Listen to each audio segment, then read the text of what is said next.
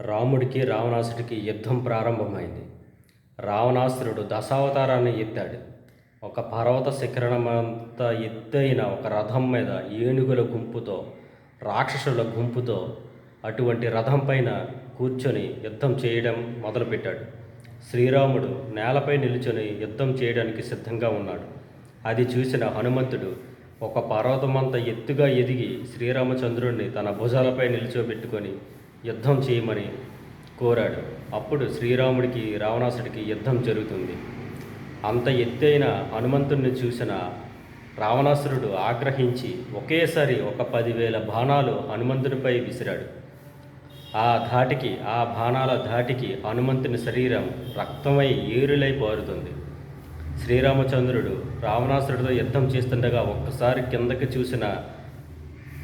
చూసి హనుమంతుని శరీరం నుండి రక్తం ఏరులై పారుతుండడం చూసి, హనుమంతుడి శరీరం మొత్తం బాణాలతో నిండిపోయి ఉండడం చూసిన శ్రీరామచంద్రుడు ఒక్కసారి ఆగ్రహించి రావణాసురుడిపై ఒక రుద్రుడి అవతారం ఎత్తి యుద్ధం చేశాడు. రావణాసుడి రథాన్ని, ఏనుగులని, రాక్షసులని మొత్తం కూల్చి తన అస్త్రశస్త్రాలతో కూల్చి రావణాసురుడిని నేలపై నిల్చోబెట్టాడు. ఈ వీడియో కానీ నచ్చినట్టయితే సబ్స్క్రైబ్ చేసుకోండి, లైక్, ఒక షేరు, ఒక కామెంట్ కూడా పెట్టండి.